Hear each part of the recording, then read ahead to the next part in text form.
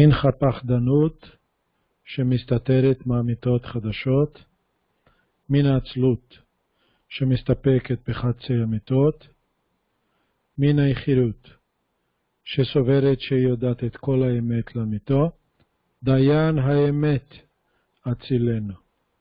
ככתוב בידיך הפקידי רוחי, פדית אותי אדוני אל אמת. כן יהי רצון.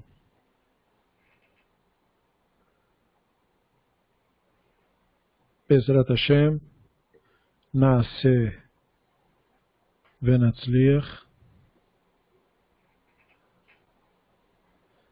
Nós retornamos ao estudo do Sefer Reason Above All, do Rabino Israel Drazen Shlita. Capítulo 32, com um título que novamente é uma provocação, como veremos, a aposta de Drazen. Por que isso? Porque esse capítulo fala de Pascal. Pascal fez declarações famosas sobre crenças que ficaram conhecidas como a aposta de Pascal. Aqueles que aceitam tal noção acreditam que a ideia de acreditar em Deus, mesmo sem estarem convencidos disso, faz parte do que chamamos de aposta de Pascal.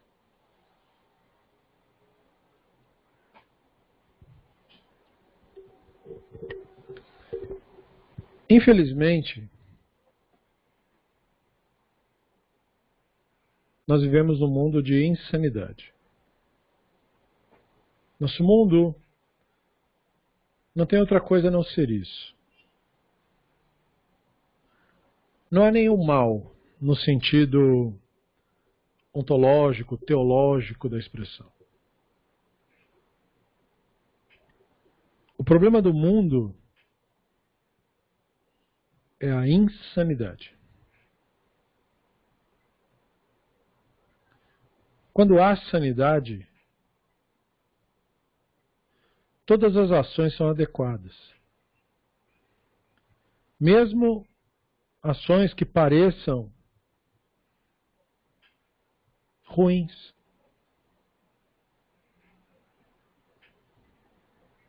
A sanidade diz respeito à nossa capacidade de tomar decisões baseados nos fatos. E muitas vezes os fatos exigem que você tome uma atitude que nem você mesmo gostaria. Mas, dadas as circunstâncias, você não tem escolha. Esses são os fatos. Você precisa fazer o que precisa fazer.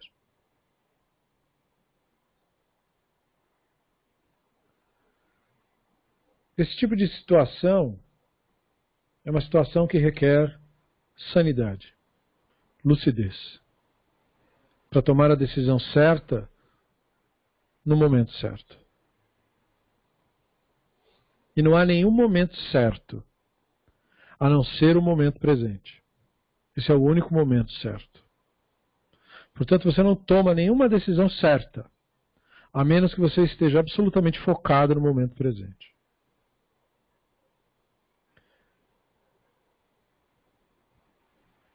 Mas o mundo que nós vivemos é um mundo de insanidade.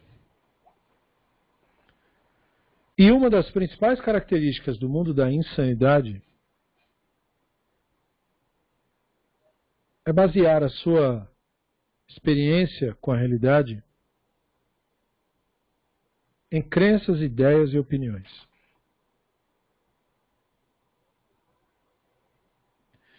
E é por causa disto que nós estamos nesse assunto. No assunto sobre a aposta de Pascal. Bom, Pascal é uma figura famosa.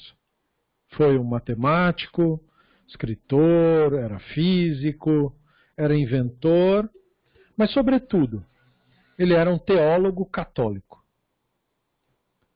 Viveu entre 1623 a 1662 na França.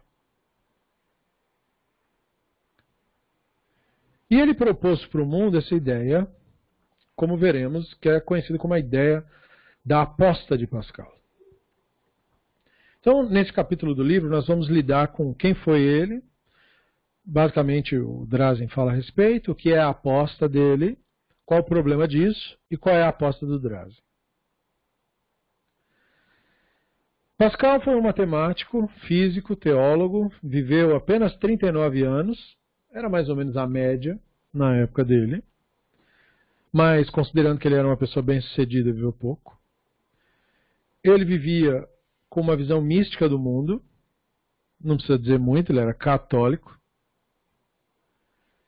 E em 1654 abandonou seu trabalho científico, que era a coisa no qual ele era bom mesmo, para se devotar à teologia. E aí nós temos que acrescentar, infelizmente. Entre suas obras, ele escreveu Pensées, Pensamentos, que foi publicado apenas após a morte dele. É este o livro que contém a tal da aposta.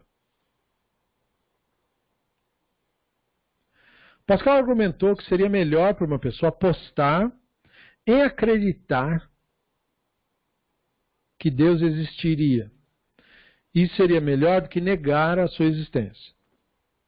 Por que ele falava isso? Porque ele dizia que acreditar em Deus asseguraria para a pessoa uma enorme, perpétua e ampla suposta felicidade na sua suposta vida após a morte.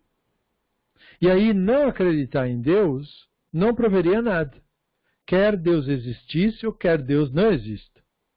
Então, segundo ele, é tolo se apegar à descrença.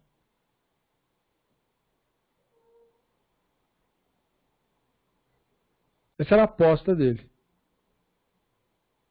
Muita gente repete essa fórmula do Pascal com ares de intelectualidade. E ela tem, assim, N problemas. Nós veremos alguns. Mas o senso crítico já aponta alguns, né? Não é, como diria uma pessoa que se identifica com a alcunha de ateu, a questão dele postular o Deus logo de cara. Não é essa a questão. Isso é o de menos. Ele associa o Deus à recompensa que a religião dele, no caso a religião católica, dizia. Ou diz, né? Enfim. E os conceitos de mundo, como se as visões de mundo se reduzissem ao que a religião dele diz. Para mim, isso é o que mais se destaca na visão dele. Uma visão absolutamente egocêntrica. E aí o Drazen começa a elaborar sobre isso. O problema com essa aposta. Primeiro problema é que ela insiste que as pessoas deveriam acreditar em vez de aprender os fatos. Ele, como cientista e matemático, é como cuspir no diploma, se fosse hoje. Né? O que não é um fenômeno raro. Muito se engana quem imagina que uma pessoa se forma aí numa USP da vida, numa Pontífice Universidade Católica, numa determinada área do conhecimento humano, e por causa de ter concluído o curso, ela então representará aquele conhecimento, aquele saber. Não há, hoje em dia, mais propagador de notícias falsas sobre a saúde humana do que médicos. Há uma luta entre médicos e médicos. Médicos que representam a ciência como ela é, e médicos charlatães que propagam crenças falsas em energias, forças, pensamento positivo, horóscopo e todo o diabo que você possa imaginar, usando o diploma que ele adquiriu. Usando o seu certificado de médico, para praticar o curandeirismo.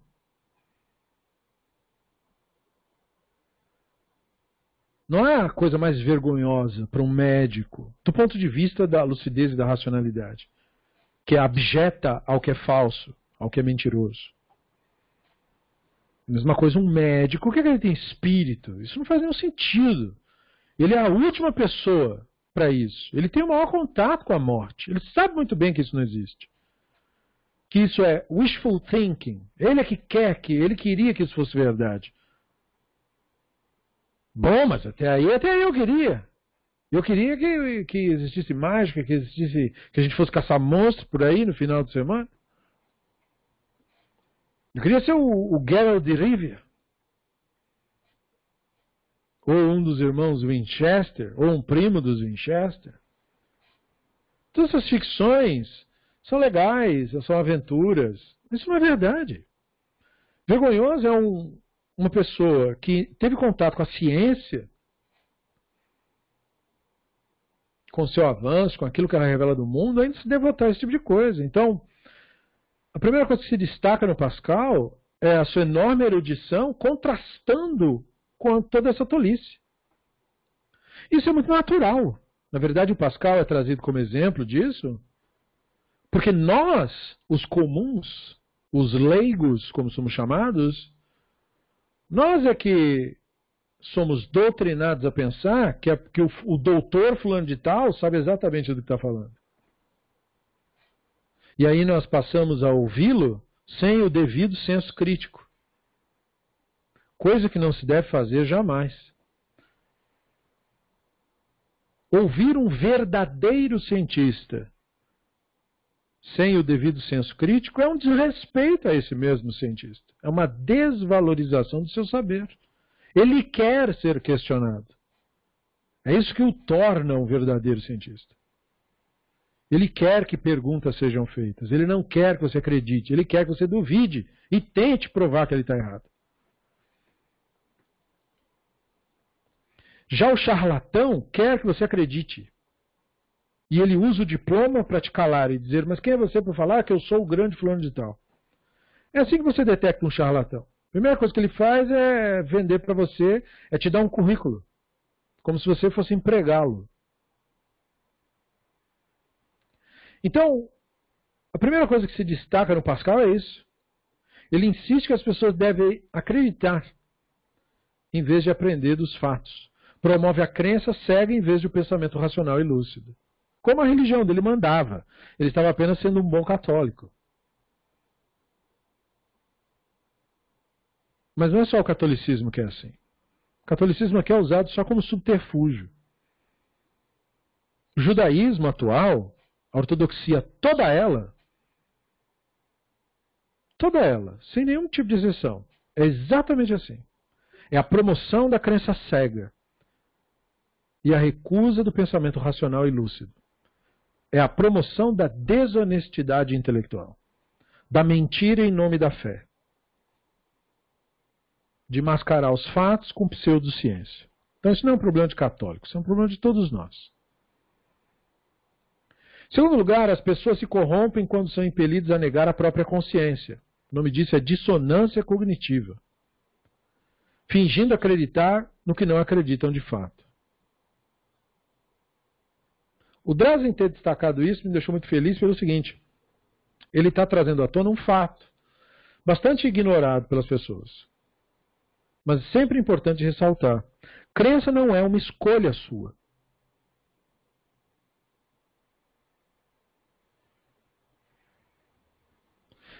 Uma escolha sua é entendimento. É o reconhecimento do entendimento. É a admissão de um fato. Mas a crença não é uma escolha. Em geral, as crenças que você tem são as que você foi doutrinado a ter. Ou aquelas que você se auto-sugeriu. Buscar das raízes, você perceberá que todas vieram de fora de você. Não tem nada a ver com você isso daí. Da mesma forma, os preconceitos são incutidos em nós. Eles não são nossos. O racismo é perpetuado por racistas. Ele não é algo que surge da natureza humana.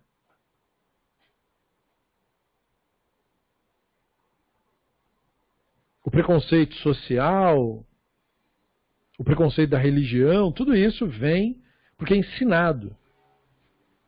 Não é natural. Natural, você não vê nada disso. Naturalmente, você não vê isso. Você não vê raça, você não vê nada disso. Isso é simplesmente irrelevante para você. Então suas crenças não são escolhas suas. Os fatos que nós admitimos, aquilo que é lúcido e racional, também não é uma escolha. Você naturalmente reconhece os fatos.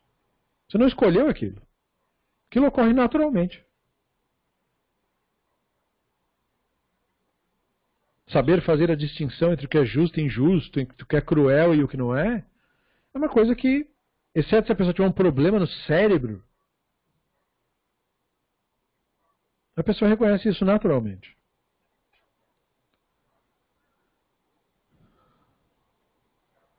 E a natureza nos inclina a buscar os fatos. É a mentalidade e, portanto, a identificação com histórias que é a inclinação para buscar a ficção, para buscar o delírio, para buscar a crença, para achar que, como eu tenho medo de morrer, então eu tenho que achar que fantasma existe. Essa postura patética do ser humano se dá porque ele ainda não conseguiu superar a própria existência e a realidade dela, como ela é. Ele ainda vive num mundo de fantasia. Ele vive resistindo aos fatos, em vez de apreciar a beleza da realidade. E mesmo uma pessoa que tenha treinamento científico, não necessariamente tem essa capacidade. Não é porque a pessoa se formou que, portanto, ele é lúcido. Uma coisa não tem direta relação com a outra. Muito pelo contrário.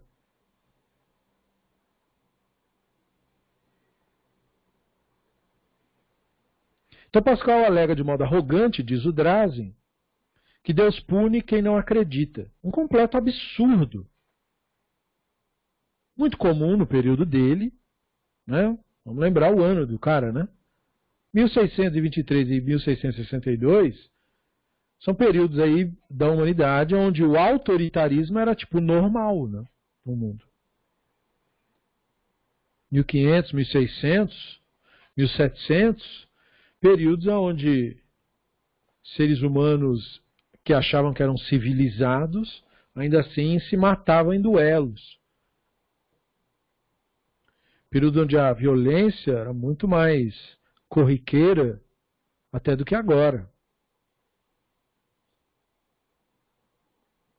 Então, num período assim, Deus era imaginado como o quê? Um déspota, um psicopata celestial, que é o estilo de Deus do católico. Um Deus que cria um lugar para torturar os outros é só um psicopata. Ele é um demônio, não um Deus. Isso é um demônio. Deus que ordena torturar uma pessoa para poder salvar ela, ou que ordena que massacre, espanque o filho para poder perdoar os outros, esse cara é louco, ele é completamente insano. Nenhuma pessoa lúcida aceita uma história assim. E as pessoas no mundo aceitaram apenas debaixo de ameaça de morte e tortura, pegando alguns seres humanos, ateando fogo neles e fazendo todo mundo olhar para as pessoas terem medo. Só assim que colou a ideia. Ela não colou numa boa. Certo em quem já tinha problema. Porque o que hoje psicólogos e psiquiatras reconhecem como problemas psiquiátricos e psicológicos, nada disso era conhecido nesses períodos aí. Então, assim, você tinha uma legião de gente oprimida, extremamente pobre, extremamente desnutrida, extremamente oprimida social, financeira e de todas as formas que você possa imaginar, cheio de crenças que tornavam sua existência ainda mais miserável.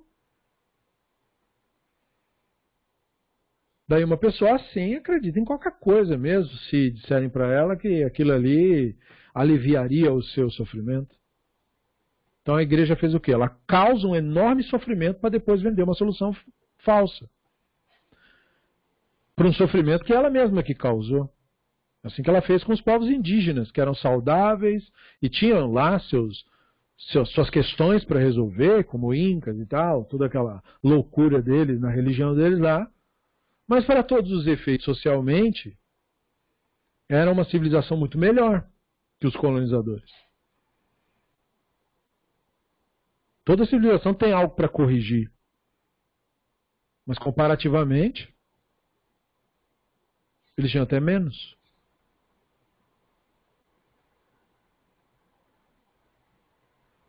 Então o problema deles não era questão de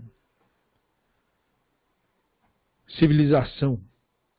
É que eles também acreditavam numa divindade psicopata. Os europeus trouxeram uma divindade psicopata. Daí o reconhecimento. Era só trocar o psicopata.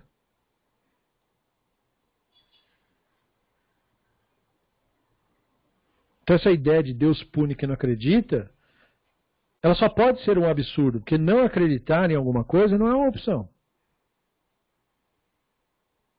Uma pessoa não acredita em duendes.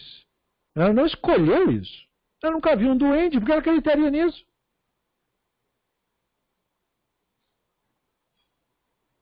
Só com droga na cabeça mesmo você vê duende por aí.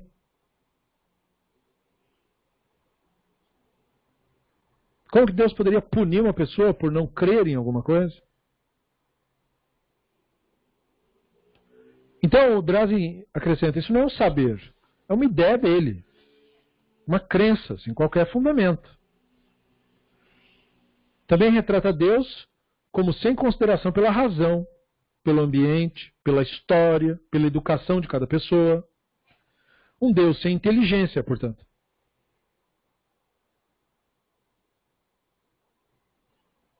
É como numa conversa tida há muitos anos, alguém me colocou sobre a questão justamente dos indígenas. Eles não têm Torá e tal, então como é que fica? E eu lembrei a pessoa na ocasião onde o ensino dos sábios do Talmud. Os sábios do Talmud não viam a Torá como a religião hoje prega. Tipo, os 5 livros de Moisés, o negócio do judaísmo e toda essa coisa fashion. Eles entendiam Torá como uma instrução do divino no íntimo de cada pessoa. Então eles contam uma anedota no Talmud de que o Hashem, antes de dar a Torá para Israel, ele a ofereceu para todas as nações do mundo. E que as nações rejeitaram o sistema ritual da Torá. Essa é a razão de Israel ter recebido a Torá. Porque as nações que receberam o privilégio da oferta primeiro não quiseram se submeter ao sistema ritual que a Torá estabelecia. O Talmud conta essa anedota,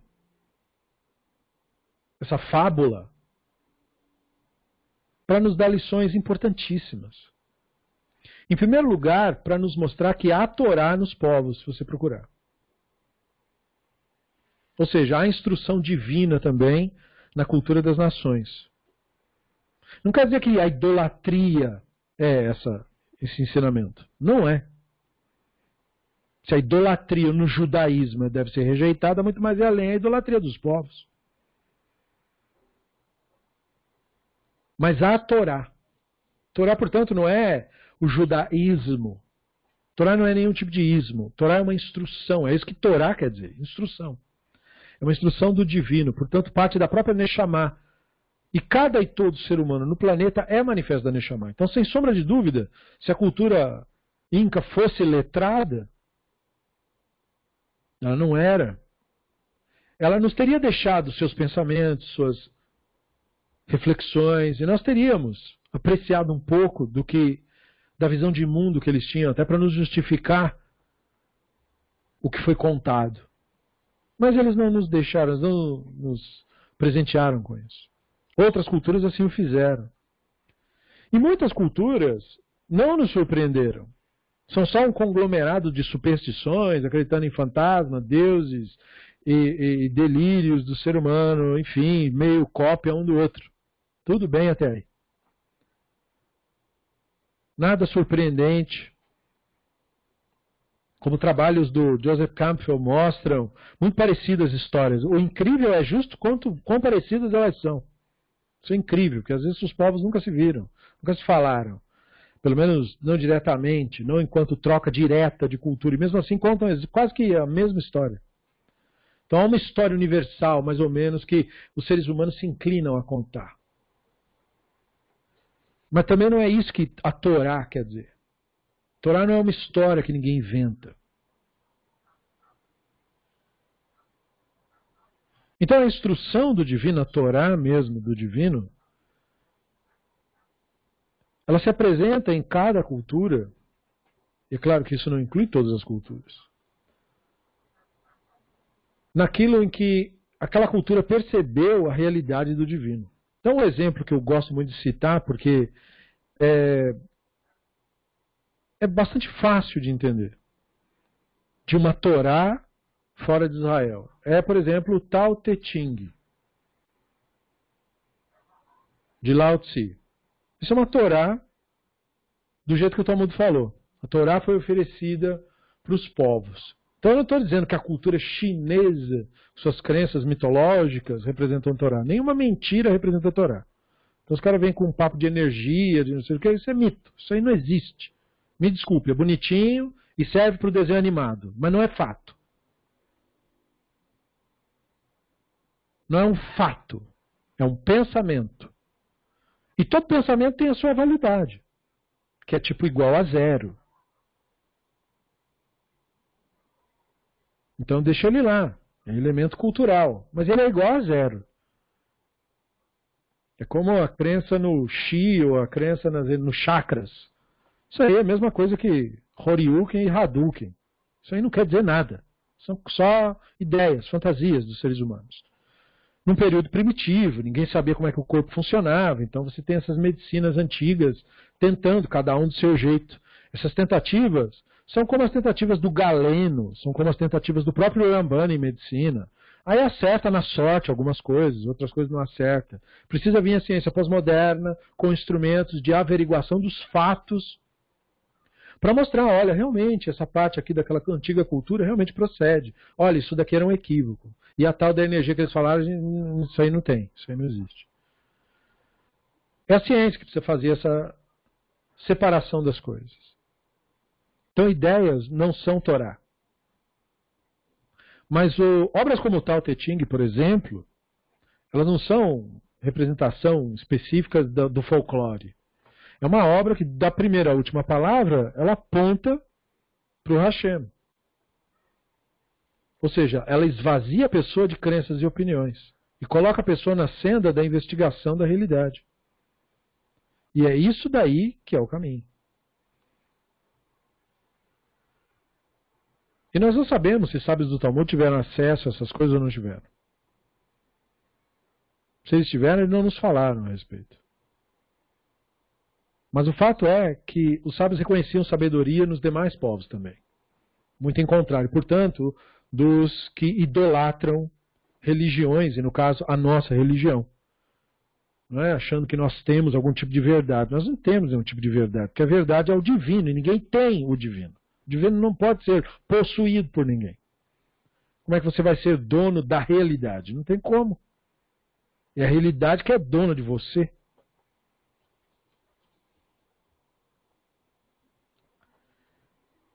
Então essa ideia do Pascal, ela desconsidera simplesmente todos os fatos.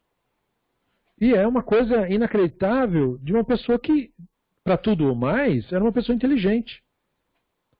Então ele serve de exemplo do fenômeno que nós vemos hoje em dia. Pessoas inteligentíssimas, para tudo ou mais. Mas aí elas mesmas voluntariamente se emburrecem, voluntariamente negam os fatos. E acabam causando um mal social. É impossível acreditar em algo que a razão em nós demonstre ser falso e irracional. Você precisa negar a si mesmo e, portanto, sofrer, passar a vida sofrendo de dissonância cognitiva para você achar que um psicopata que para perdoar alguém tem que assassinar e matar, é um cara bom. Porque existe algo... Sim, é o Pascal da hidráulica, o matemático mesmo. Esse que eu citei, ano de nascimento e falecimento.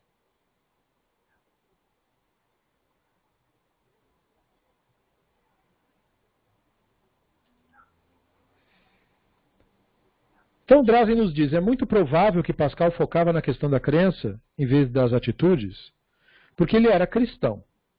Os cristãos derivam das ideias atribuídas a Paulo, a concepção de que a fé é mais importante que as ações. Assim, Pascal responderia que não haveria problema em suprimir nossa racionalidade ao aceitarmos uma ideia pela fé cega, porque é isso que a religião dele, no caso, exigiria. Deste modo também, quem nisso acredita não vê que eles estão corrompendo tais crenças, acham que estão cumprindo as exigências da religião e ignoram tudo o mais. Muitos cristãos acreditam que Deus pune pessoas por recusarem acreditar em algo. E até os tentam acreditar e não conseguem, né? Aos que tentam acreditar e não conseguem. Que é, no caso, assim, a maioria. Você pega um casal, a mulher acredita piamente naquilo ali, e o cara não acredita. Ele vai no mais ou menos, entendeu? Ou às vezes o cara é o fanático e a mulher é a lúcida. Então ela não compra aquela ideia. Ou às vezes os pais são fanáticos, mas o filho é lúcido. Então é um sofrimento, porque ele não acredita naquilo ali. Pascal chegava até a reconhecer a dificuldade psicológica de forçar crenças, mas insistia que a pessoa teria que superar os pensamentos e inclinações naturais, isto é, racionais para nós, né? Para se fazer crer em alguma coisa. Como o bispo missionário Peter Böhler, muito citado pelos evangélicos, dizia, pregue a fé até obtê-la, então você a pregará porque a tem. Em outras palavras, minta até você conseguir se convencer da mentira.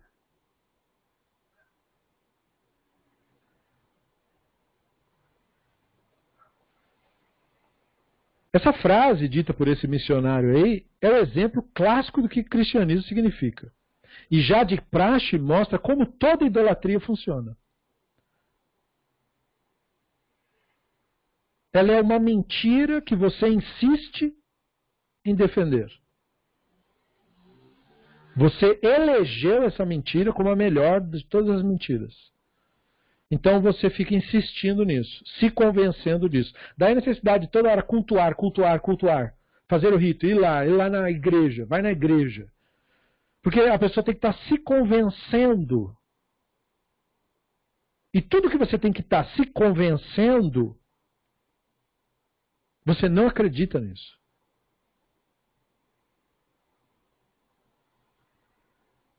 Porque aquilo por que você realmente acredita, ainda que você não fosse nunca mais no lugar, você permaneceria o mesmo. Nada mudaria. Ou seja, você não precisa de nenhum tipo de culto e nenhum tipo de nada para reafirmar o que você já entendeu. O culto, portanto, é uma maneira de manipulação para fazer você acreditar naquilo que, na verdade, você não acredita. Por isso dizem que quando a pessoa não vai nesses cultos, a fé dela esfriou, ou ela saiu, ela se desviou. Porque na medida em que você se afasta disso, fisicamente se afasta disso, a lucidez começa a voltar para você. Porque ela é natural em nós.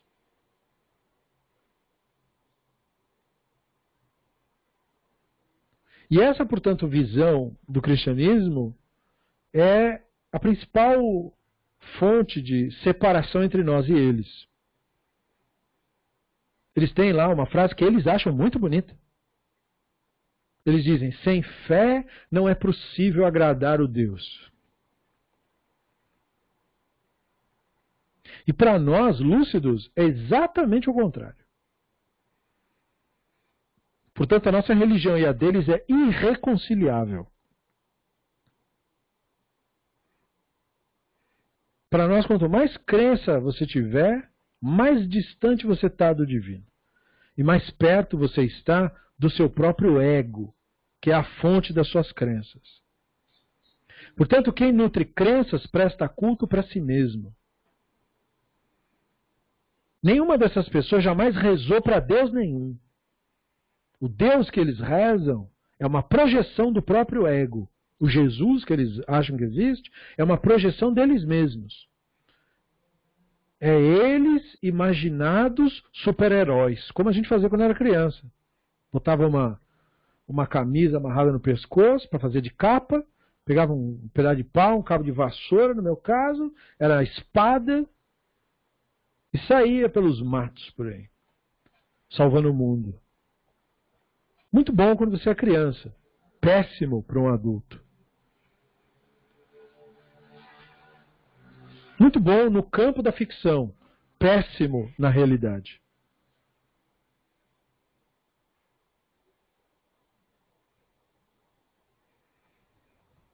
Então é uma espécie de autossugestão que a pessoa constantemente se faz.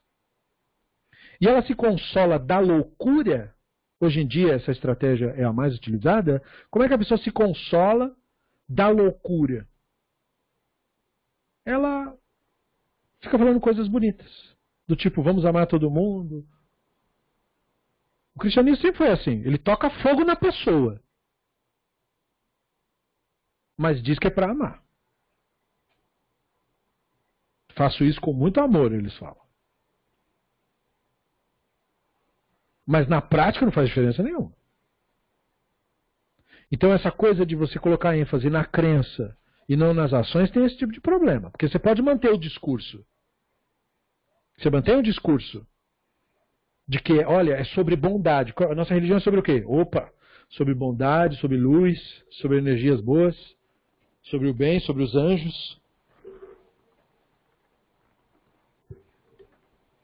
Nos bastidores, quando não tem auditório, é agressão, é imposição, é opressão, é violência. Mas não na frente do auditório, claro que não.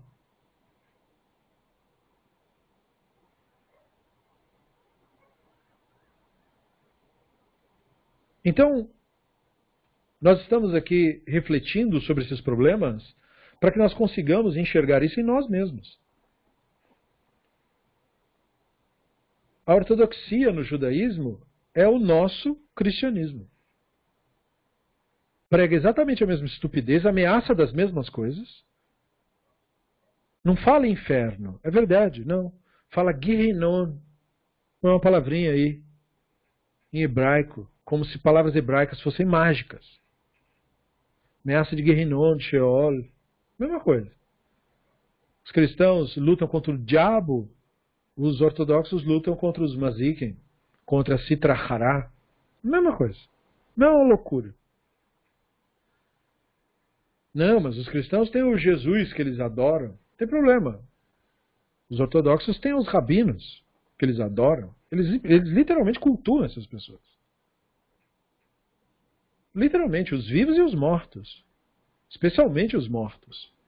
Porque assim como a Igreja Católica, depois que morre, todo mundo vira santo.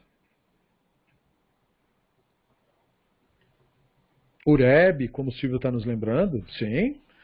Porque o Rebbe não é só o de Lubavitch, né? O de Lubavitch se destaca, porque, enfim, é um culto a céu aberto. Mas, mesmo Rebbes, que eram pessoas muito boas, com exceções, não é que não existem exceções, não. Por exemplo, eu já mencionei lá no grupo o Kotzer Rebbe, né? Foi um Rebbe racídico, com inclinações muito racionalistas. Eu não ouso dizer que ele seria racionalista, embora eu considere isso para mim. Mas ele não era para ele, assim. Mas ele era um Rebbe racídico que era absolutamente contra as mentiras do próprio racidismo.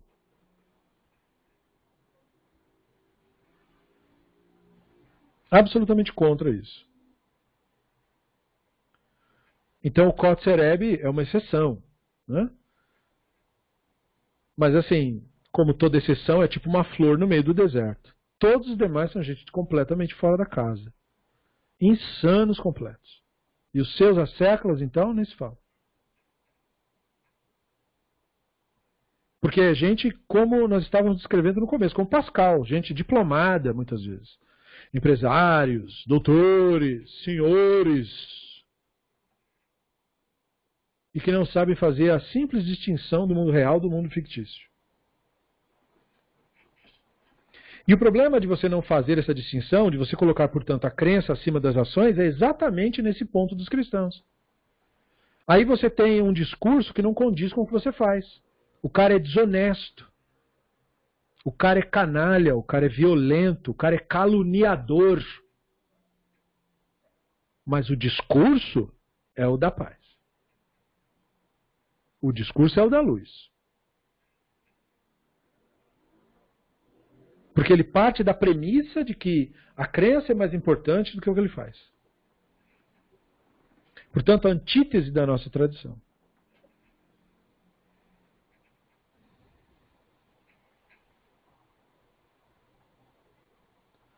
E aí o Drazen nos traz um conto racídico. Aconteceu que um certo Rebbe racídico deu um sermão a seus discípulos. O rabino disse que concordava com o Ramban, que derivava sua opinião do Talmud, de que tudo que Deus criou no mundo é bom. Essa é a história. Um dos discípulos questionou isso. Tudo? O discípulo perguntou. Sim, tudo. Sem exceções, respondeu o rabino. E o ateísmo? Perguntou o discípulo. Sim, até o ateísmo pode ser bom, respondeu o rabino. Mas o que pode ser bom no ateísmo? Perguntou o discípulo. O ateísmo, continuou o rabino, ensina uma lição importante. Onde quer que a pessoa tenha a oportunidade de realizar uma ação, um ato de tzedakah, por exemplo, a pessoa não deve ficar inerte e dizer, eu não preciso fazer nada porque eu acredito que Deus fará tudo. Não. Onde há necessidade de agir, pense como se você fosse ateu. Pense que Deus não existe. Pense que o único que pode fazer alguma coisa é você, não Deus nenhum. Você é a única ajuda que alguém tem. Então ajude.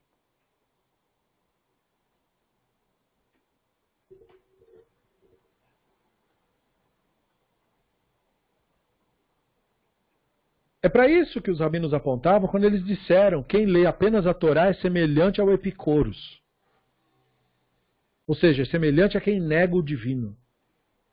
Lógico que a visão dos rabinos do Epicuros, eu sempre tenho que lembrar por ter mencionado o termo, era uma visão equivocada. Epicuros não era ateu. Epicuros só era lúcido. O que ele rejeitava eram os deuses gregos, mas aí, da mesma forma que toda pessoa racional o faz. Ele não rejeitava o divino, ele simplesmente admitia a própria ignorância das questões. O que é bem diferente. Esse conto racídico é um conto, nós não sabemos se isso de fato ocorreu ou não, o Drazen não quis trazer fontes nem nada, ele simplesmente contou isso para nos mostrar o seguinte, é de conhecimento inclusive dos mais lunáticos da nossa religião, que a nossa religião é mais focada nas ações do que nas crenças. Os sábios do Talmud eram muito mais preocupados com o que você faz do que com o que você acha. Então nós não acreditamos, como os cristãos dizem, e como a ortodoxia quer fazer crer, que você precisa ter a crença certa para Deus gostar de você. Não importa muito o pensamento, importa as ações. Se isso é verdade, por que a idolatria é proibida? Porque a idolatria não é só um pensamento. Idolatria se converte em ações.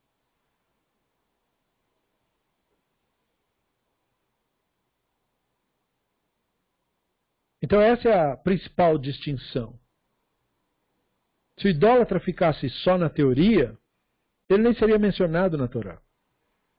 O problema, como já falamos e temos que enfatizar, é que a idolatria culmina na violência, cedo ou tarde.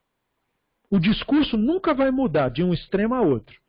Desde o começo da idolatria até quando ela de fato culminar na violência, o discurso dela sempre vai ser o discurso da luz, das forças, da positivo dos anjos, dos espíritos bons, nós somos os bons, nós temos as coisas da luz, não das trevas. Sempre o discurso é o mesmo. Começa ensinando das energias e termina matando os outros.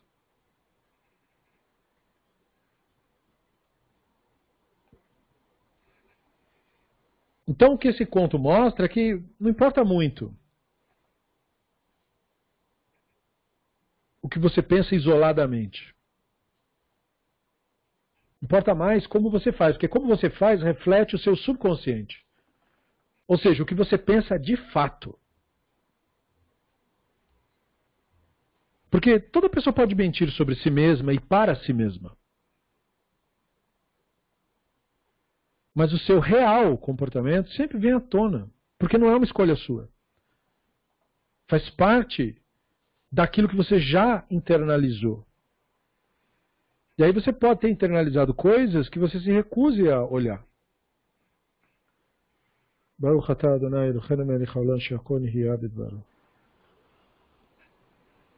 Que você se recuse a encarar. Por qualquer razão. Enquanto isso não for olhado de frente, não muda nada. Portanto, o que a pessoa diz que acredita tem pouco significado. Quem sente empatia pelo outro ser humano, acredita na bondade. Mesmo que não diga isso. Não precisa dizer isso. É natural da pessoa. Assim como o apático pode dizer que acredita em Deus, mas ele está mentindo. Porque apatia, indiferença com o outro ser humano, não tem nada a ver com o divino. Isso não quer dizer que você também vai se nutrir da ideia de super-herói. Vai querer salvar o mundo. Não é isso. Você não tem obrigação disso. Ninguém pode carregar esse peso. Mas aquilo que tiver no seu contato direto, você tem que fazer. Toda a bondade que lhe vier à mão para fazer deve ser feita. Só que ela deve ser naturalmente feita. Ela não deve ser feita como se fosse uma obrigação sua. Como se fosse um dever.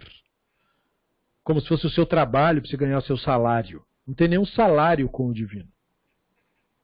A própria ideia de recompensa é uma ideia do próprio Yetzirah. Ela existe. Ela é mencionada nos textos. Mas é para educar a gente ignorante, como nos explicou o Rambam. Porque quem ama não precisa de recompensa. Mas quem não ama, precisa. Então você tem que dizer para o tolo, faz isso para você ganhar aquilo. Mas é porque ele não ama o divino.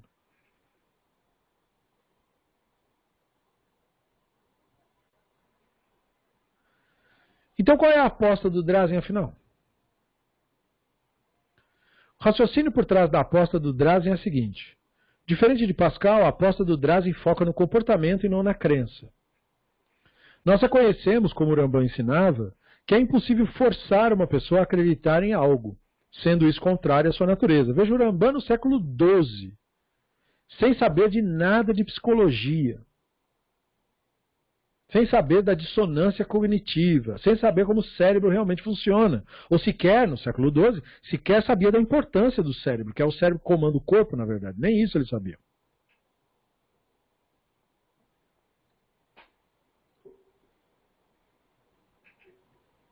Ele já sabia que você não consegue fazer uma pessoa acreditar em nada, que isso é simplesmente uma tolice.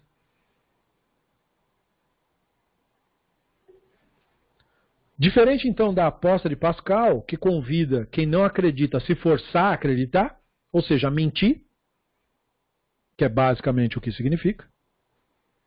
A aposta do Drazen desafia quem diz que acredita. Ou seja, quem diz que acredita no Deus, na Torá, na verdade. Ah, é? Então tá. De acordo com a aposta do Drazen, se a pessoa acredita mesmo, então ela tem duas possibilidades. A primeira é que o Deus deseja que as pessoas fiquem inertes e dependam dele. Ele é mágico, ele é tipo o Aladim, ele é tipo o gênio da lâmpada, ele é tipo um djinn, ele é tipo mágico de Oz, ele é tipo alguma coisa assim. Ele é um super-herói. Então ele sabe tudo, controla tudo, ele faz o vento ventar, o sapo sapiar, ele faz a folha cair, a folha levantar, ele... né? E aí ele é tipo um supervisor da vida dos outros, que nem Big Brother, celestial, e ele fica olhando tudo o que as pessoas estão fazendo. Para muitos essa é a ideia do divino, certo? Ele não tem o que fazer. Ele gosta de ficar olhando os primatas. Por alguma razão ele é viciado nisso. Então ele não faz mais nada, ele só fica fazendo isso. Ele é que nem algumas pessoas viciadas em documentário de natureza. Só que ele só gosta de um bicho. Por alguma razão ele gosta desse bicho aí, do macaco pelado, ele fica lá olhando o macaco pelado o dia inteiro. Ele viciou nesse negócio. Tentam fazer ele assistir outra coisa, mas ele não quer. Ele só quer ficar vidrado naquele macaco. Então tá, a pessoa acha que é isso. Né? Ele não tem o que fazer, ele só faz isso mesmo. Talvez por isso o universo é esse caos, estrela explodindo, né? Buraco negro, porque ele não está cuidando, ele só fica aqui. Fica medindo a saia dos outros, fica olhando o que a pessoa está fazendo. Né? Então, esse aí é o Deus que as pessoas imaginam, e ele vai trazer o mundo mágico. Né? A era messiânica que eles imaginam é o quê? O mundo mágico. Né? O leão vai comer grama, a vaca vai falar com os outros, né? Vai surgir cavalo com asa. Então, eles pegam trechos do Talmud, que são óbvias metáforas, e interpretam literalmente, como uma cena do Urambá Gamaliel explicando para um cara sobre o mundo vindouro, e o Urambá Gamaliel fala que na época do mundo vindouro vai sair o pão do chão diretamente, não vai precisar dos 10 processos para produzir o pão, né? Porque a gente faz uma brachá do pão com 10 palavras, porque os rabinos consideravam para cada palavra um dos processos, tipo desde plantar, depois colher, depois debulhar, depois separar, não sei do que, amassar a massa, assar, não sei do que, fazer tudo isso. Então são 10 processos. E aí o Urambá Gamaliel falou, então, no mundo vindouro não, no mundo vindouro vai ter 10 processos, vai ser automaticamente. Mesma coisa ele falava das mulheres, né? Ele usou essa metáfora também. No mundo, hoje as mulheres engravidam 9 meses e nascem. No mundo vindouro não, é no mesmo dia que fecundou já nasce. Então tem gente que interpreta isso que o Urambá Gamaliel falou literalmente. Um cara adulto, às vezes com netos, né? E ele tem esse delírio na cabeça. Né? Quer dizer, ele assiste Harry Potter como se fosse um documentário. Né?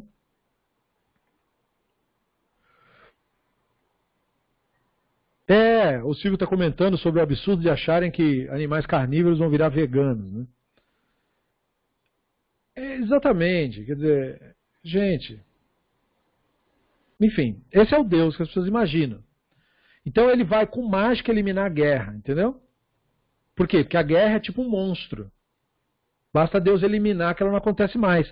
As pessoas imaginam essa fantasia, eles não acham que é um ser humano fazendo isso com outro ser humano. Não, é o diabo, sei lá que diabos a pessoa imagina. Né?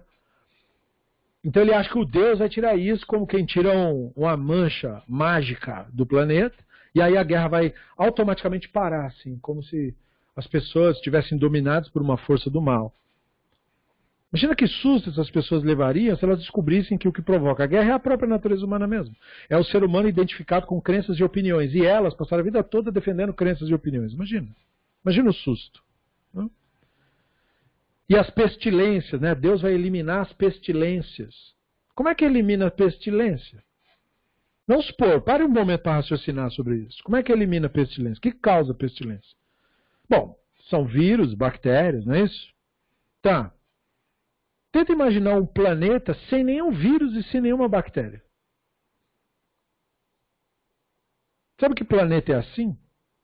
Planetas estéreis. Planetas sem vida. Porque vírus e bactérias são a própria essência da vida nesse planeta. Elas são a força motriz da seleção natural, que fez com que o nosso corpo, por exemplo, desenvolvesse sistema imunológico. Para que o corpo desenvolveu isso aí? Por causa de vírus e bactérias, obviamente, que estavam antes.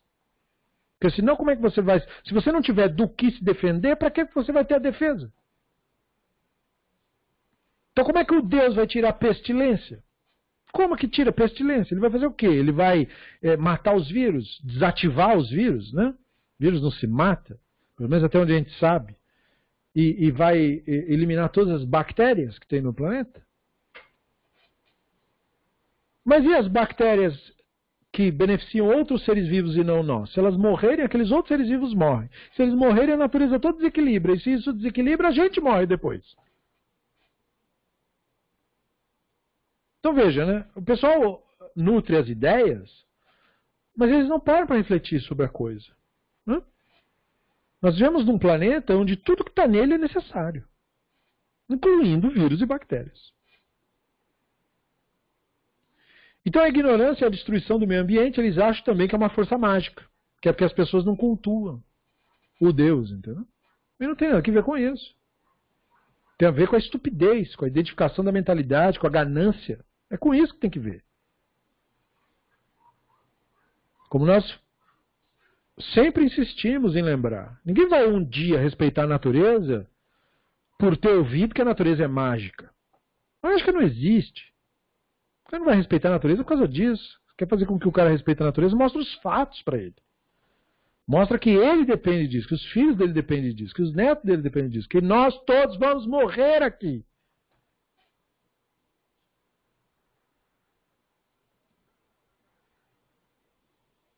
É isso que leva à preservação da natureza, não mentiras.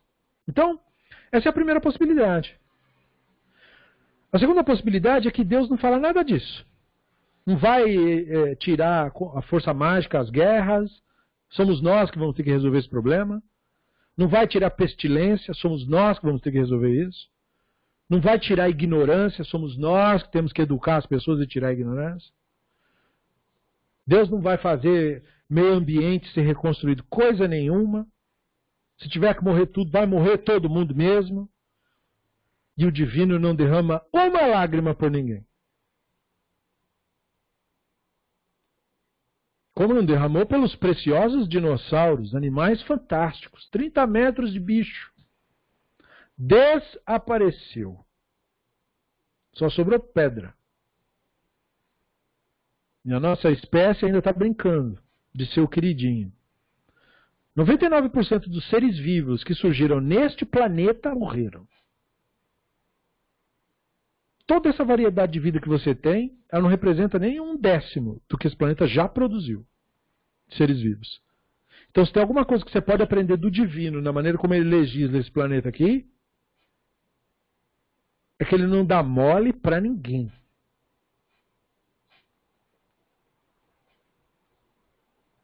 Se não adaptar, morre mesmo. E não chora, não. Então, a segunda opção é você encarar os fatos como eles são. Nós não somos o bicho preferido do Deus. Somos nós que temos que fazer tudo, diz o Drazen. Essa é a segunda opção. Então, na opinião do Drazen, a primeira visão é equivocada. Não tem isso de Deus fazer nada. A sugestão é que, mesmo que existam pessoas que acreditem na primeira proposta, e existem muitas pessoas que acreditam nisso, para a vergonha da humanidade que se diz tão inteligente, elas devem seguir a segunda parte da aposta. Então, tá bom. Pode ser que você, como na aposta do Pascal, né? Pode ser que tenha mesmo ser mágico que a gente não consiga ver. Tá, vamos lá. Mas vamos apostar na segunda, né? Se a primeira estiver equivocada, muito pode ser perdido. Porque se você achar que tem o Deus mágico que vai resolver tudo, como religiões estão fazendo, incentivando, inclusive, guerras no mundo, dizendo que tem que ter mesmo, que é para vir a redenção. Em Israel, fora de Israel, cristão falando isso. A única coisa que esse povo vai conseguir é matar todos nós. Que a próxima guerra, se for uma guerra nuclear, vai botar fim a tudo que tiver aqui. Em termos de civilização.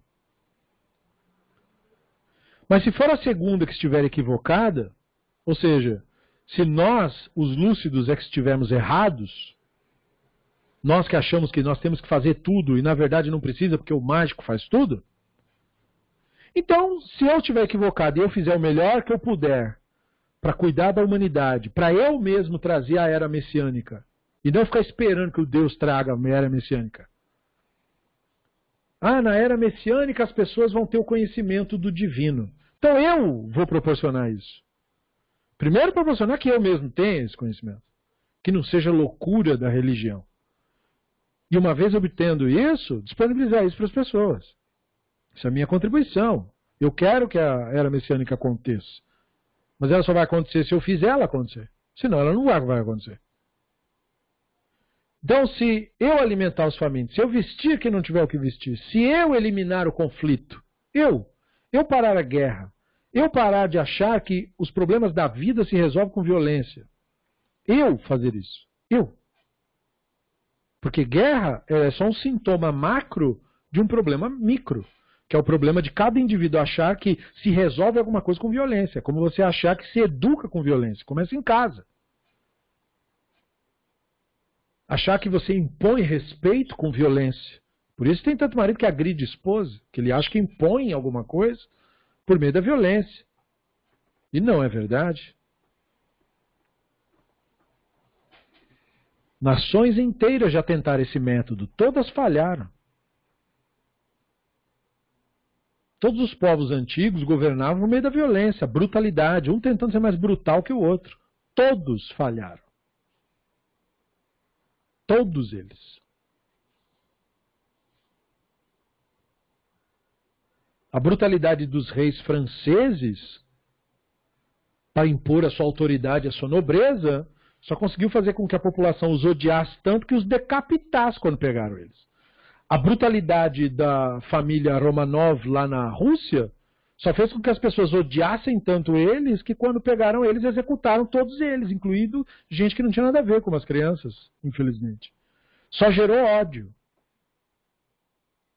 Nunca funcionou a brutalidade.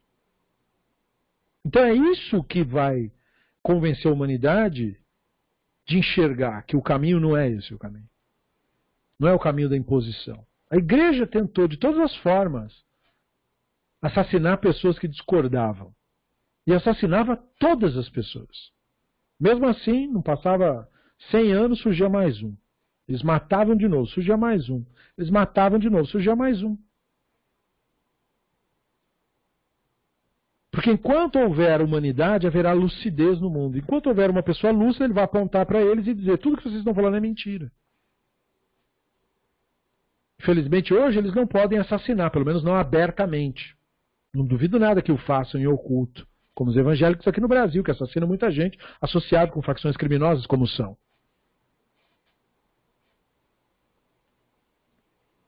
E é claro, a nossa religião também tem a sua parcela de mafiosos, com a mesma estirpe e com as mesmas táticas.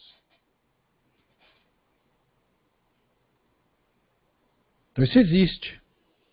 Mas quem resolve esse problema somos nós.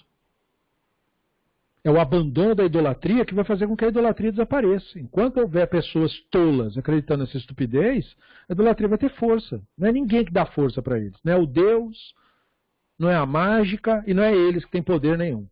É simplesmente uma população tola que se manipula e que sofre com isso. O que nós torcemos é que as pessoas se cansem de sofrer e vão se libertando disso. Porque basta parar de colaborar, não precisa nem protestar contra. Basta simplesmente parar de colaborar com isso. E aquilo desaparece. Fim de guerra é assim. Antes de fazer qualquer tipo de guerra, especialmente na era pós-moderna, o governo tem que convencer as pessoas de que o outro lá é o inimigo, porque é o dinheiro do imposto que vai ser usado para isso. As pessoas que vão pagar aquilo. Vão pagar para os filhos dela serem assassinados e assassinarem. Então o governo precisa ter uma lavagem cerebral. Daí o desinteresse do governo, qualquer que seja o país, de educação. Porque quanto mais educação você tiver, menos sentido você vai ver na narrativa do nós contra eles.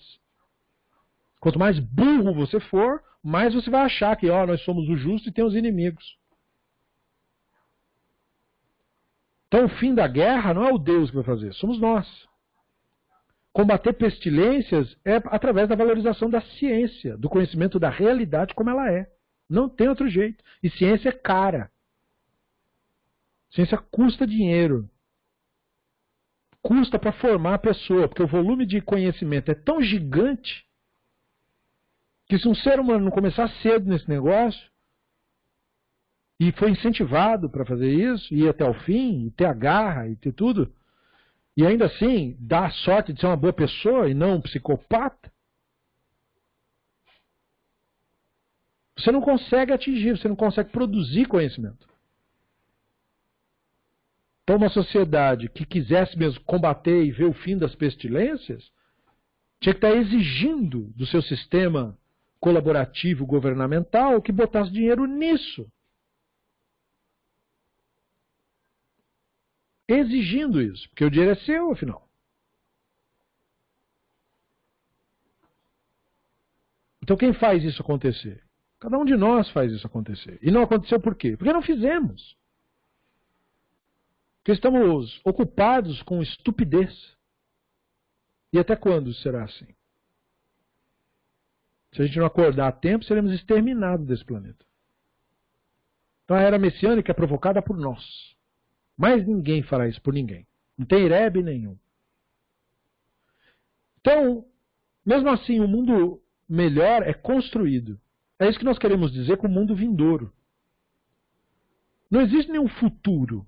Então não tem nenhum mundo no futuro. O mundo vindouro é construído agora, com as ações que eu tenho agora. Por isso que os rabinos dizem de certos comportamentos bons que concedem para a pessoa o mundo vindouro. Mas por quê? Porque você está tendo aquele comportamento bom agora. Porque o único lugar que você pode ter o mundo vindouro é agora. Quando você vai querer o mundo vindouro, a não ser agora. Você só vive o agora. Então, como o Rambana ensina, a divindade é percebida nas ações. A melhor aposta é a que corrobora com a ideia de que, se estivermos equivocados, e Deus for mesmo um ser mágico, o papai do céu, o rei, ou mesmo o psicopata celestial, no mínimo ele vai reconhecer que as bondades que foram feitas e a atitude correta e falar a verdade foram coisas feitas na boa fé. E se ele tem um mínimo de bondade, se ele não for mesmo um psicopata, porque se ele for, todos estamos ferrados, inclusive quem acredita nele. Mas se ele não for, a gente não tem com o que se preocupar de ter se esforçado para tornar o mundo melhor. E é claro que essa aposta do Drazen, eu espero que você tenha percebido, é absolutamente irônica. Porque a primeira proposta é ridícula. Que conversa é essa de Deus que controla tudo? Que Deus controla o quê? Tem acidente de trânsito. Você está dizendo o quê? Que Deus não sabe jogar videogame e está batendo nos carros?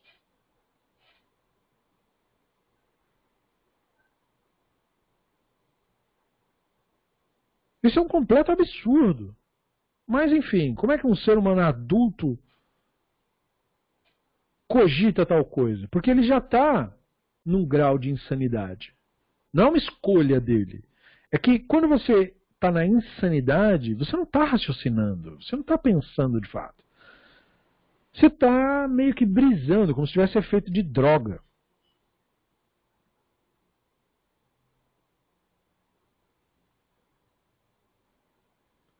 Então, a melhor aposta provê um passo a mais. Não resta dúvida de que a prática de colocar... Bom, isso aqui nós falamos na outra aula. Já entrei em outra aula aqui. Essa aposta do Drazen, que é a aposta da gente duvidar que tenha qualquer força mágica, e que, portanto, o que quer que aconteça de bom sou eu mesmo que tenho que fazer,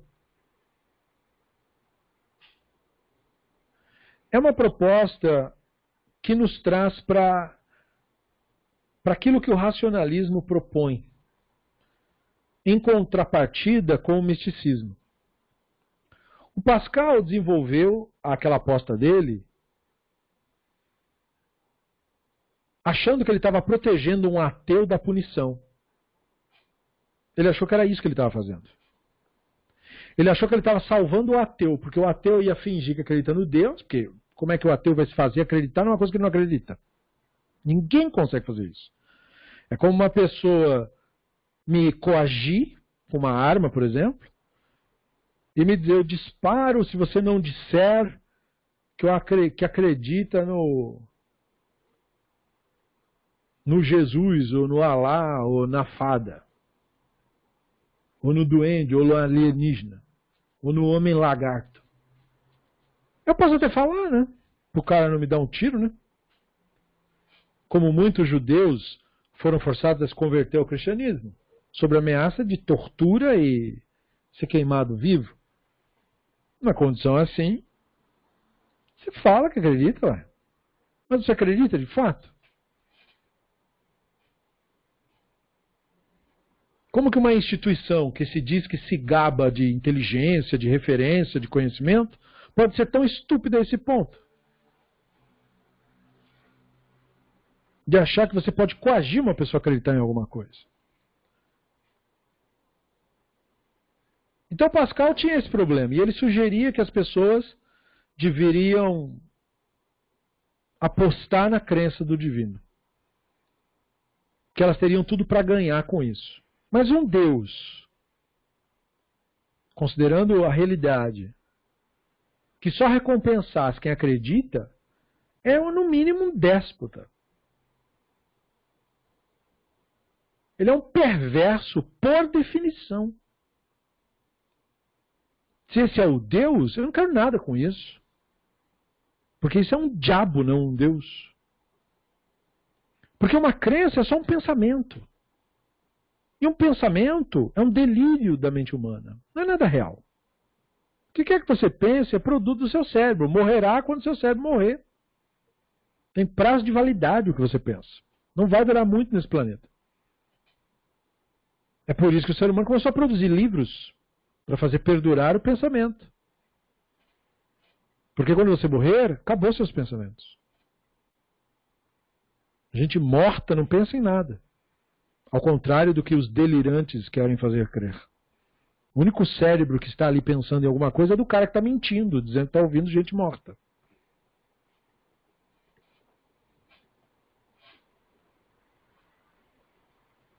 Se o divino colocasse a condição da nossa existência no pensamento, ele estaria colocando a condição da nossa existência num delírio.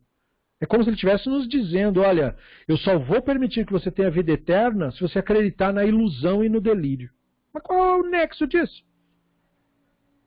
Não seria muito melhor me recompensar com vida eterna justamente por eu focar na realidade?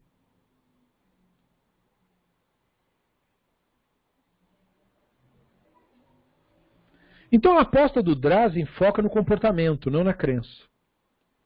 A aposta encoraja pessoas que defendem a tradição, ou que gostam de estudar, ou que são racionais. E nós temos que lembrar até da linguagem do Ramban, né? Porque nós chamamos de racionais, de lúcidos. O Ramban, no século XII, chamava a gente lúcida de gente religiosa. Gente que segue a Dat, entendeu? Essa é a confusão. Hoje em dia, quem segue a Dat, ou quem diz que faz isso, são as pessoas loucas. São as pessoas que mentem, para dizer o mínimo. Né? Então o que o Ramban queria dizer com isso, com gente religiosa, é uma outra coisa. Porque ele não estava falando de gente que defende crença em coisa absurda. Ele estava falando de gente lúcida. Como se fosse assim, esse é o real sentido da coisa. Ser uma pessoa que segue a Dat, segue os nossos costumes. Mas vale lembrar, né? Essa é uma palavra que foi completamente prostituída e perdeu seu significado original. A palavra religião, assim como a palavra Deus, é uma palavra completamente prostituída. Por isso eu evito usar nos nossos estudos, porque não serve muito para muita coisa. É só um termo para o ego se apegar. Porque o ego quer isso. Quer o Deus, quer o tal certo.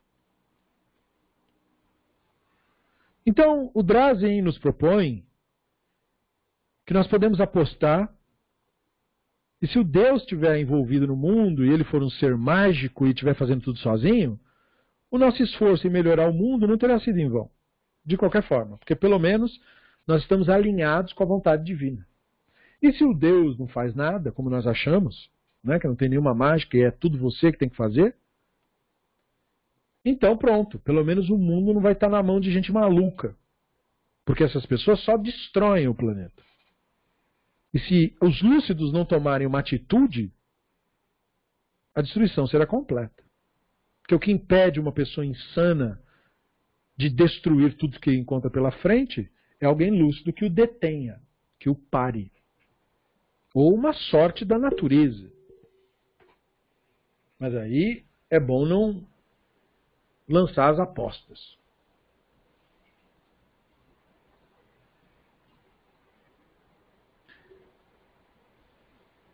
E isso conclui o nosso capítulo, que é o final da terceira parte do Reason Above All. Uma reflexão sobre a questão da crença e por que nós temos essa postura mais focada na racionalidade. Então, que nós possamos fazer a aposta do Drazen. Vamos apostar na nossa ideia. Por que uma aposta? Porque nós não afirmamos saber tudo.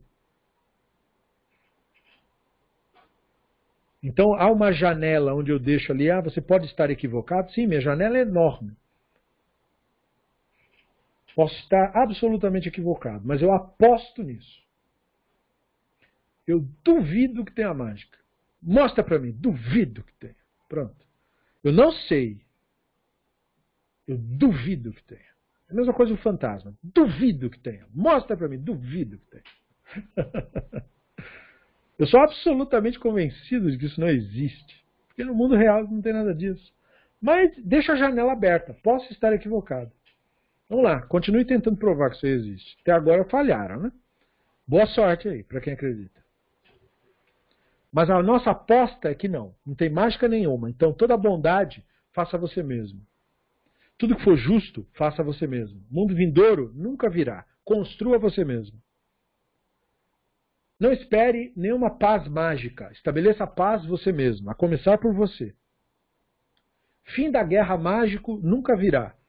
Nós apostamos que nunca virá. Então, estabeleça você mesmo o não conflito. Não acredite na violência como solução de nada. Nem no âmbito macro, nem no âmbito micro. Nem na sua vida individual e nem na sociedade. Outras soluções. Precisamos encontrar outras soluções. Aposte nisso. Essa é a nossa aposta. Essa é a aposta do Drazen. Muito melhor que a aposta do Pascal.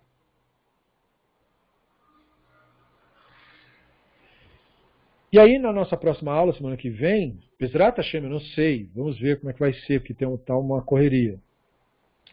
Caso tiver alguma alteração, aviso aqui no grupo. Mas, Bezerra Hashem, na próxima aula, nós começaremos a quarta parte do Reason Above All. Uma pergunta surgiu aqui do Silvio. A natureza tem vontade própria? Ela pode eliminar quem a tenciona destruir? É engraçado, porque a sua pergunta tem uma questão dúbia, né? A segunda parte dela, a natureza pode destruir quem tenciona destruí-la? A gente poderia responder isso como sim. Porque quem destrói a natureza, destrói a si mesmo. Porque, veja bem, nós somos animais adaptados para viver neste planeta. Com as condições naturais estabelecidas neste planeta. Então o que quer dizer destruir uma árvore? Destruir um pedaço do meu pulmão. Porque o que eu respiro é produzido por aquela árvore. Quando eu destruo uma árvore, eu não estou destruindo a árvore. Eu estou destruindo um pedaço de um órgão meu. Porque o meu pulmão respira oxigênio. Mas de onde é que vem o oxigênio? Vem das algas no mar e vem das árvores. Então quando eu poluo o oceano e quando eu derrubo árvores, eu não estou fazendo isso para essas coisas. O oceano não é uma coisa, e nem a árvore é uma coisa. São órgãos meus, só que externos. Porque o meu pulmão processa a substância química, mas ele depende da substância química que vem de lá. Então, se eu destruo aquilo, eu estou destruindo a mim mesmo. Então, essa segunda parte da questão, ela se verifica no real, né? A natureza destrói quem a destrói. Mas é porque a natureza é extensão de nós. Como a Zeli está lembrando ali, nós somos interconectados, né? Agora, a primeira parte, aí é um grande não sei, né? Porque nós não atribuímos à natureza o conceito de vontade no sentido do ser humano ter vontade. Assim como nós não atribuímos ao divino o conceito de vontade como se fosse um ser humano. Nós não fazemos isso. Mas parece isso às vezes. Assim como o divino para muitos profetas, em determinadas revelações, pareceu, não é? Assim como atributos divinos, quando reconhecidos a partir da consciência, parecem. Nós exprimimos com determinadas emoções nossas. Por exemplo, chamamos o divino de El Rahun Vehanun, misericordioso e bondoso. Porque quando você observa a realidade a partir da Neshama, você tem essas sensações de misericórdia, de bondade, de compaixão, de cuidado. Mas é uma percepção sua, uma percepção profética, uma percepção da Neshama. Nós não temos acesso aos fatos, que é o divino no caso. Mas nós temos essa revelação a partir da Neshama. Então nós falamos isso em linguagem profética. Nós não sabemos como é a coisa. O que nós sabemos de fato? Que o divino não sente nada. Mas então como eu tenho a percepção da bondade? Bom, como eu não sei. É uma coisa que vem de mim, na verdade. Que a minha Neshama que manifesta isso. Não está no divino, mas está em mim. Vem do não ser para o ser, percebeu? Essa transição do não ser para o ser, eu não sei como acontece. Então, eu não posso dizer que a natureza tem uma vontade. Eu não poderia fazer isso. Porque isso não é um saber. Né? E dizer que acredita nisso não quer dizer nada. Se você quiser complementar com áudio, eu liberei teu microfone para que você fale.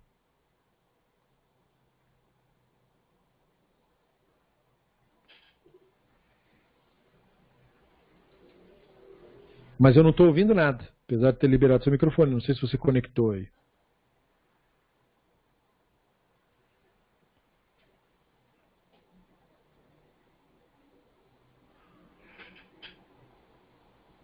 Ok, se alguém quiser também colocar alguma reflexão, aproveite aí enquanto o Silvio está buscando o microfone para se expressar.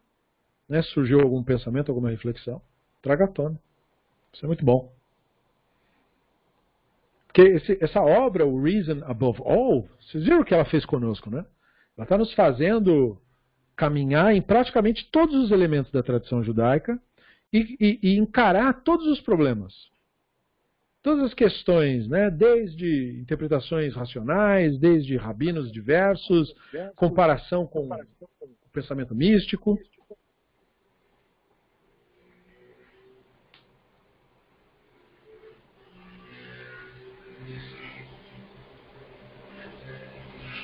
Então, quem quiser se expressar aí, deixa eu ver. Bom, tem N opções aí. Cadê o Silvio? Conseguiu, Silvio?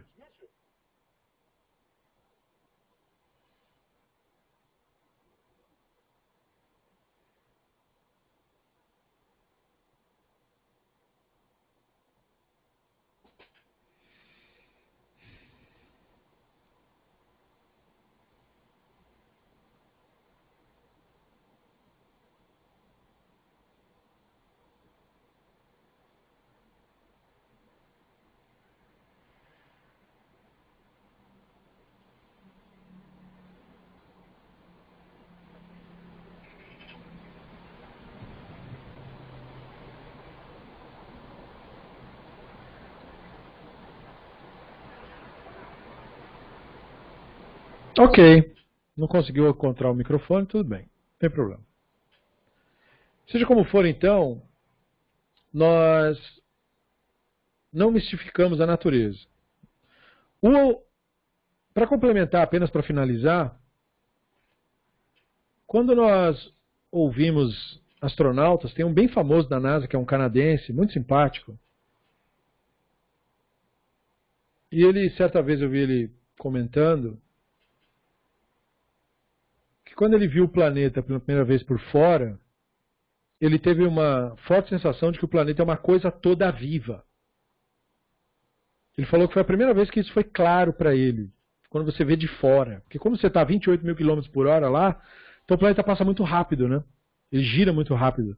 E aí você vê fenômenos que você costuma não ver. Por exemplo, raios, né? O planeta toda hora disparando raios, toda hora está brilhando, assim, uma coisa assim, que ele ficou muito impressionado de ver isso. E os fenômenos atmosféricos estão acontecendo todos ao mesmo tempo. E o planeta então não para. Né? As correntes de ar e do espaço você consegue ver plâncton, algas, entendeu? Seres microscópicos que são vistos de tão numerosos aos bilhões de bilhões no mar e tudo. Você consegue enxergá-los do espaço. Quer dizer, É um organismo todo se organizando, é um sistema todo autossustentado, por assim dizer. Então ele percebeu, através disso, que nós e esse planeta, nós somos interconectados. Então, quando eu o ouvi falar isso, enquanto cientista e astronauta como ele é, eu me lembrei da nossa narrativa, do nosso mito, que nos diz ser feitos da Terra. Nós somos Adam, feito da Adamá. Porque o nosso mito quer dizer isso. Nosso mito poderia ter dito para nós que nós somos feitos de fantasmas. Que nós éramos fantasmas e o Deus pegou o fantasma, soprou num balão e jogou dentro de um bicho. Mas, não, o nosso mito diz que nós somos feitos de terra. Da terra deste planeta. Como se nós fôssemos esse planeta tornado vivo, tornado consciente. Era um jeito primitivo de dizer que nós somos o universo consciente de si mesmo. Só que naquela época não havia esse conhecimento para expressar desse modo. Então eles disseram, nós somos o planeta consciente de si mesmo. Veja que na visão da Torá, o ser humano é uma planta, uma árvore. Você não é um bicho para a Bíblia hebraica, você é uma planta. Por isso que a semente humana e a semente da árvore é a mesma palavra em hebraico. Pri. Privitnecha. O fruto da tua junta, a Bíblia fala. Mesma coisa de priaetz, o fruto da árvore. É a mesma palavra, a palavra para semente é a mesma. E a questão dos filhos também são os frutos. Né? Por isso que fala, o justo florescerá como a palmeira, porque o justo floresce como uma planta. Não diz o justo florescerá, ou antes de florescer, o justo terá uma ninhada, como um bicho. A Bíblia hebraica quer nos imaginar como plantas, para nos dizer que somos conectados ao solo e, portanto, ao planeta. Isso era uma maneira antiga de falar que nós somos interligados com o universo, com a realidade como um todo. Então nós não somos dissociados dela. Então se há alguma vontade na natureza, essa vontade é a nossa. Essa vontade que está surgindo no mundo de preservar a natureza, não é o ser humano tentando preservar a natureza, é a natureza preservando a si mesma.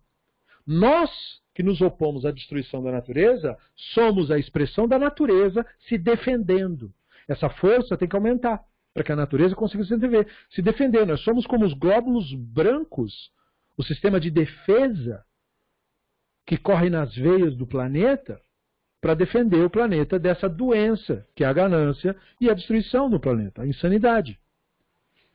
Esse sistema imunológico, que é cada um de nós que se preocupa com isso, tem que ter sucesso em impedir que a doença continue destruindo. Depende de cada um de nós.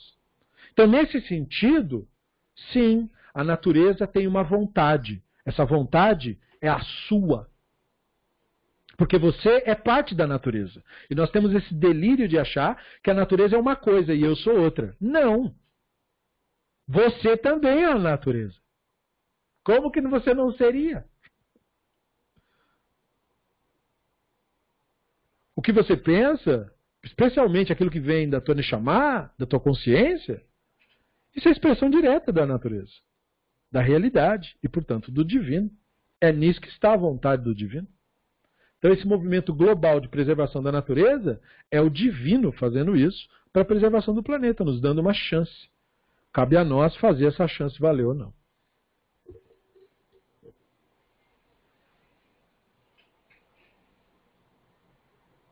Então, nós concluímos aqui. Muito obrigado a todos vocês pela preciosa atenção, pelo diálogo, pela reflexão, por estarem nos acompanhando até então. Muito obrigado. E nos vemos numa próxima aula, Bezrat Hashem Yitbarach. Uma boa noite, bom descanso, Shabbat Shalom. Muito obrigado aos ouvintes posteriores. Até a próxima, Bezrat Hashem.